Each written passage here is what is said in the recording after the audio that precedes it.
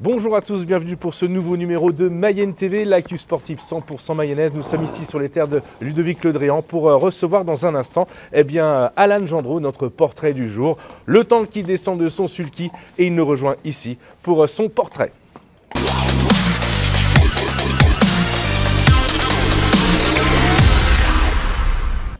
Et nous nous retrouvons ici pour rencontrer Alan Gendreau. Bonjour Alan. Bonjour. Alors Alan, tu es champion de France 2022 des apprentis au trot monté. Parle-nous un peu de ton parcours. Comment t'es venu cette vie de jockey qui ne t'était pas prédestinée? Eh bien, c'est arrivé un petit peu par hasard. Mes parents ont déménagé en campagne à Fromentieres à l'âge de mes 15 ans et j'ai commencé à m'intéresser aux chevaux parce qu'en fait on était entouré un peu d'éleveurs, de trotteurs dans le coin et puis j'ai commencé à m'intéresser surtout à l'élevage pour commencer. Et puis après, j'ai commencé à regarder les courses un petit peu à la télé. Et puis à mes 18 ans, j'ai un entraîneur qui m'a contacté et qui m'a demandé si j'étais intéressé pour monter à cheval. Et je lui ai dit oui, mais par contre, j'y connais rien, quoi. Je pars de zéro. Et puis c'est parti comme ça. J'ai fait une semaine de stage et la passion est venue au fur et à mesure. Comment tu l'as vécu cette magnifique saison? J'ai pris beaucoup de plaisir toute l'année. Après, on est tellement à fond dans notre truc qu'en fait, on ne se rend même pas trop compte. Dès le début de l'année, en fait, j'ai été associé à des bons chevaux et puis des professionnels qui m'ont fait confiance. Et donc voilà, en fait, ça s'est fait naturellement. J'ai été régulier toute l'année. Maintenant, donc là, tu es apprenti, donc la catégorie apprenti. Ensuite, l'étape, c'est professionnel. Tu penses pouvoir accéder à ce niveau dans combien de temps? J'espère avant la fin de l'année. Je suis à 38 victoires, donc pour atteindre le cap des 50, il m'en reste 12 encore. Je vais avoir l'occasion de pas mal courir et j'espère être professionnel avant la fin de l'année. Je pense qu'il n'y a pas de souci parce que là, aujourd'hui, tu dois être sollicité par tous les propriétaires, les entraîneurs pour monter leur monture. Oui, c'est sûr que là, en ce moment, c'est entre guillemets facile puisque j'ai réussi à me faire un nom dans la catégorie des apprentis. Donc jusqu'au cap des professionnels, ça sera assez facile. Mais par contre, après, ça sera plus compliqué une fois professionnel. Parce que du coup, j'aurais plus le droit de participer aux courses d'apprentis. Et donc, je serai confronté face aux meilleurs jockeys de la France. Très bien, en tout cas, merci de nous avoir reçus ici chez Ludovic Le Dréan, que l'on salue et qu'on remercie également. Merci beaucoup Alan, merci à vous. Et à bientôt et bonne chance pour cette nouvelle année. C'est gentil, merci. Et nous voici désormais à Vautortes dans cet élevage de percherons et on va rejoindre tout de suite Thomas Paris en étape justement pour nous parler de cet élevage de percherons ici à Vautortes.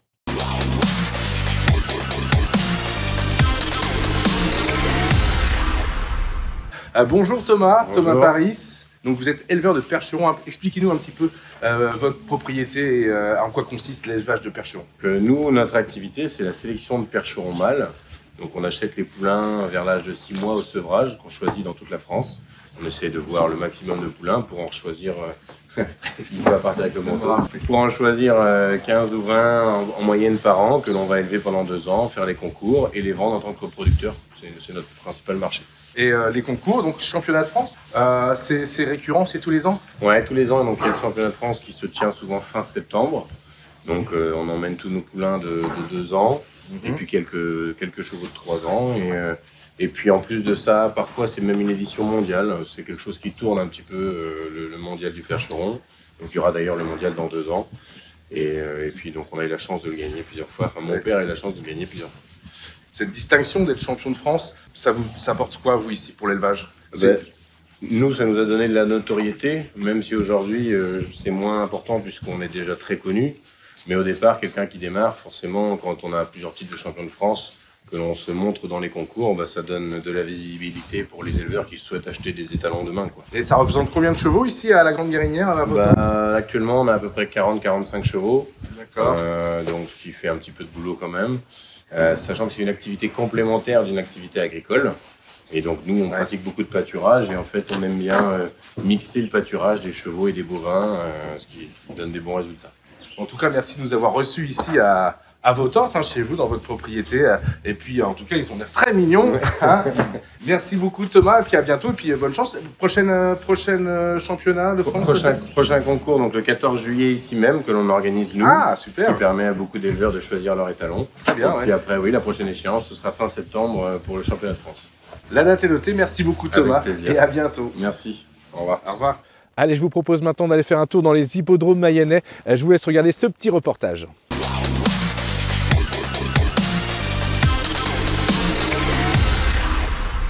La Mayenne, terre de cheval, est bien évidemment une terre de course et d'hippodrome. C'est au XIXe siècle que plusieurs comices agricoles ont instauré des courses entre fermiers et propriétaires. C'est là que naissent de multiples sociétés de courses en Mayenne, comme celle de Cran en 1848 ou bien celle de Laval en 1889, fondée par le comte Christian d'Elva, député sénateur et maire de Changé. La Mayenne compte aujourd'hui 9 hippodromes. Laval et le site de Bellevue, surnommé le Petit Vincennes, a été inauguré le 15 septembre 1985 après être passé sur différents sites comme Beau Soleil par exemple, devenu aujourd'hui l'aérodrome. La société de course de Laval organise chaque année 25 réunions dont 3 quintets, incluant une étape du Grand National du Trot, ainsi que le prix du Conseil départemental de la Mayenne qui aura lieu le 14 mars prochain. Autre hippodrome phare de notre département, celui de Cran, qui chaque année en septembre organise les 3 Glorieuses, événement réunissant les 3 disciplines, le plat, le trot et l'obstacle. Mais notre territoire peut aussi compter sur de magnifiques sites reconnus comme l'hippodrome de la Bretonnière à Mellet-du-Maine, piste réputée rapide.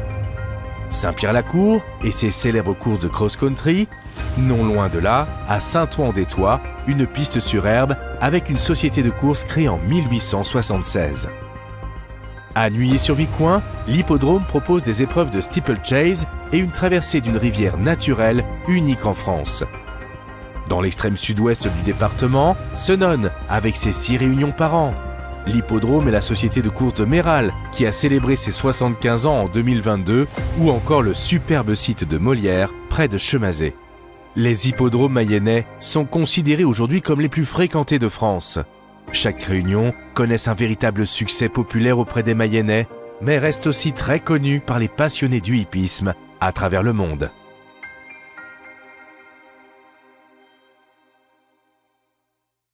Allez, nous on enchaîne tout de suite avec le reste de l'actu en images. Et on commence par le tennis avec la fin de l'édition de l'Open Rapido de Mayenne avec la victoire chez les filles de Pauline Payet. Première victoire dans ce type de tournoi. Et chez les hommes, c'est Jürgen Briand, tête de série, qui l'emporte. On écoute le président du tennis club de Mayenne, Didier Pivette. Nous avons, comme l'année dernière, 14 joueurs numérotés, joueurs et joueuses.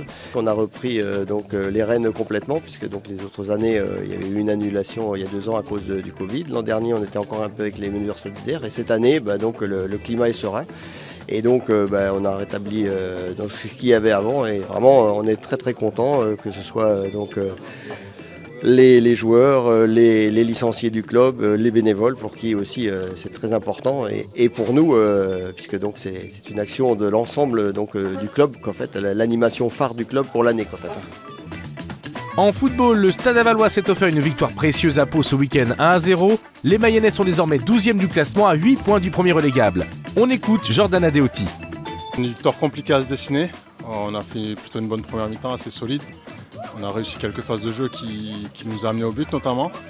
Et après en deuxième, c'est vrai qu'on a peut-être eu tendance à trop reculer, à trop subir. Et c'est vrai qu'on a concédé quelques occasions, mais on n'a pas cassé, on repart avec un clean sheet et une victoire. Donc voilà, on est très satisfait et on attaque cette semaine de bon augure avant de recevoir Quevilly. En volley, soirée exceptionnelle à la salle polyvalente pour la SPTT Laval, avec tout d'abord la N3 féminine et une défaite des filles face à La Rochelle 3-7-2 après une superbe prestation des Lavalloises. Chez les hommes, 14e victoire en 14 matchs face à Clamart, 3-7-1. Les Lavallois restent bien évidemment leaders du championnat de National 3.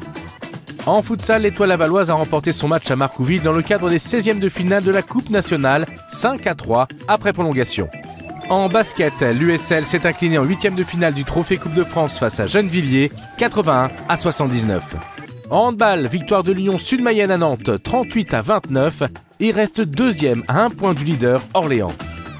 Voilà, c'est la fin de notre émission. Merci de nous avoir suivis pour cet épisode spécial cheval. C'était le mois cheval pour Mayenne TV. On se retrouve le mardi 7 mars prochain à 19h sur la chaîne YouTube du département, le site lamayenne.fr et bien sûr les réseaux sociaux. Salut, ciao!